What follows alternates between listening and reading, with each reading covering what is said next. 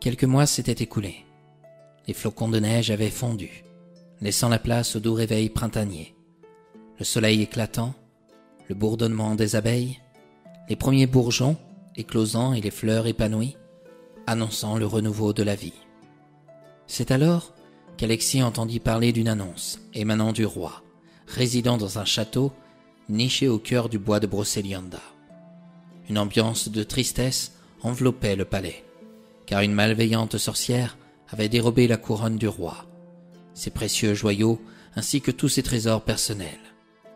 Elle les avait dissimulés au plus profond d'une grotte, protégée par un brasier imposant à son entrée, jaillissant sur plus de 5 mètres de hauteur. Nul n'avait réussi à s'approcher de cette grotte, sans subir de graves brûlures. Le roi avait annoncé qu'il donnerait la main de l'une de ses filles à celui qui lui permettrait de retrouver ses joyaux. En entendant cette nouvelle, Alexis en parla à son frère Louis. « C'est l'occasion de montrer à maman que nous valons mieux que Pierre. Je n'ai aucune envie de rôtir devant une grotte, Alexis. Mais Louis, pense à toute la richesse qui nous attendrait si nous arrivions à rapporter ces trésors au roi. On serait riches, et grâce à nous, maman nous aimerait davantage. L'argent ne fait pas le bonheur. Ah, c'est sûr, mais il y contribue fortement. » Nombreux sont ceux qui accoururent des 4 coins du monde, de Britannia. Ils bravèrent les flammes pour ramener le trésor, car tous connaissaient les princesses. Elles étaient belles et très riches, mais aucun ne put éteindre les flammes. Ceux qui essayèrent de les traverser y laissèrent leur vie sur le champ. Alexis et Louis finirent par tenter leur chance. Ils furent trop effrayés en s'approchant de la grotte par l'immensité des flammes et l'ampleur du foyer. Et si je tentais ma chance, osa Pierre, en écoutant le récit de leur frère, revenu chez leur mère.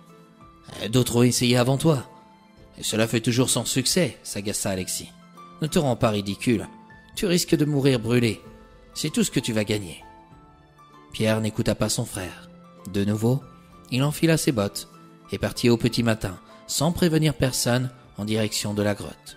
Cependant, Alexis surveillait tous ses faits et gestes. Il réveilla Louis.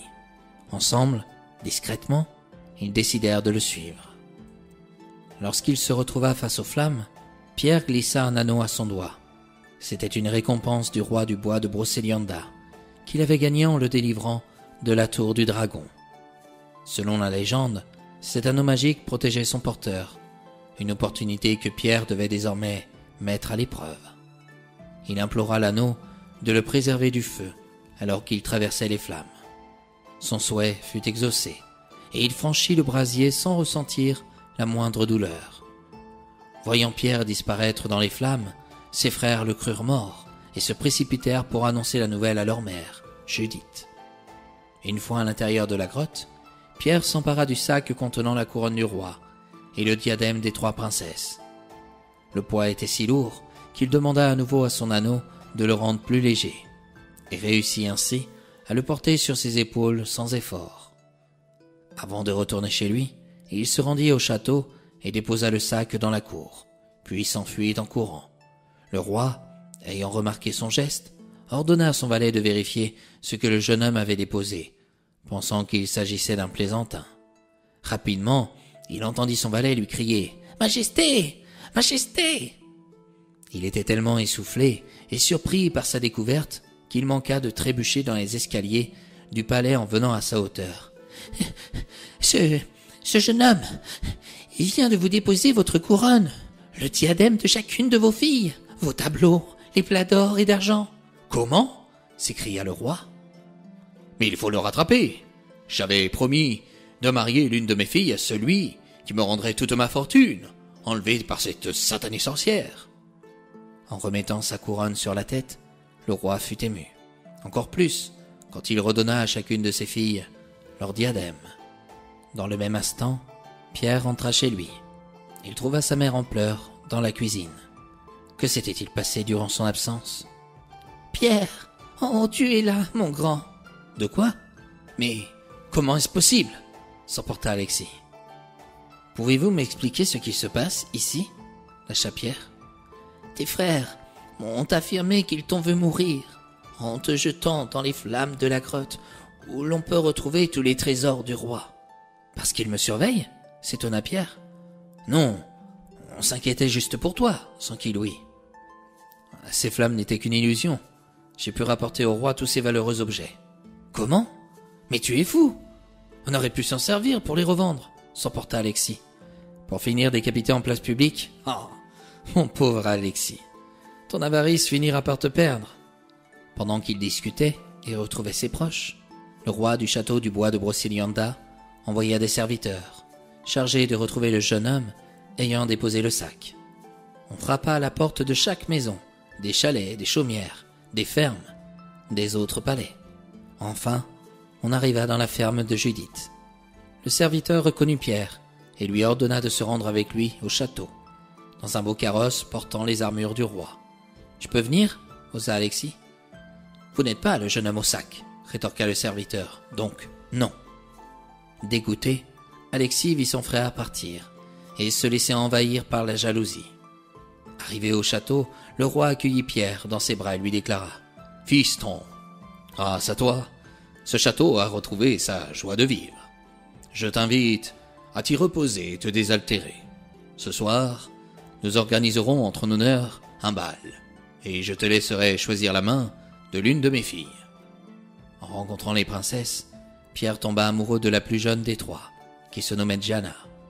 En se retrouvant seul dans sa chambre, il chuchota à sa bague. « J'aimerais que cette jeune fille tombe amoureuse de moi. » Brusquement, le souverain qui l'avait délivré de la tour du dragon apparut dans son dos pour lui dire « Pierre, tu devrais savoir que l'amour ne se commande pas. »« Majesté, je suis heureux de vous retrouver. La dernière fois que je vous avais vu, j'avais oublié de vous demander votre nom. »« Le nom d'une personne importe peu, Pierre. Ce qui compte avant tout est son cœur. La dernière fois, je t'ai offert un anneau, réalisant tous les souhaits que tu désirerais. J'ai observé que tu en as fait bon usage. Aujourd'hui, je vais devoir te le reprendre, car tu es arrivé là où je souhaitais que tu sois. »« Comment ça ? Tu n'as pas besoin de cet anneau pour que la princesse Gianna t'aime, car c'est déjà le cas. Comment pouvez-vous en être certain ? En vérité, je ne suis pas le roi du bois de Brocéliande. Un autre que moi joue parfaitement ce rôle. Je suis plutôt un enchanteur qui utilise la magie avant tout pour le bien. Pierre, tu m'as offert ma liberté qui pour moi n'a pas de prix. Aujourd'hui, fais-moi confiance. Va à ce bal. Épouse la princesse Gianna. Fais-lui de beaux enfants. Et soyez heureux jusqu'à la fin de vos jours, tout en restant à l'écoute des pauvres gens. Je vous fais confiance. Bien, mon garçon. Bon, ce n'est pas tout, mais je vais avoir besoin de ton anneau. J'ai une vieille querelle avec une sorcière à régler. Une sorcière qui ne reprendra pas les joyeux trésors de ce château. » Pierre restitua l'anneau à l'enchanteur. Le soir venu, il se rendit au bal en son honneur. Là, il prit la main de la princesse Gianna et l'invita à danser. Avant de se retirer pour la nuit, la princesse lui offrit un doux baiser sur les lèvres. Fidèle à sa promesse, le roi permit aux jeunes amoureux de se marier, une semaine plus tard. Cet événement réchauffa le cœur d'Alexis et Louis, qui tombèrent à leur tour amoureux des deux autres princesses. Judith, la mère de Pierre, était aux anges et exprima sa gratitude envers le souverain pour sa bonté. Ainsi se termine mon récit, mes chers amis. Vous comprendrez que Pierre et Gianna vécurent heureux et eurent 2 enfants merveilleux, un garçon et une fille, qui apportèrent la joie à tous. Judith, la mère de Pierre, quitta sa ferme pour s'installer auprès du roi. Malgré le confort que lui offrait cette nouvelle vie, son amour maternel pour son plus jeune fils resta inchangé. Elle en était convaincue. Pierre était devenu un prince de cœur, un rôle qui lui convenait parfaitement.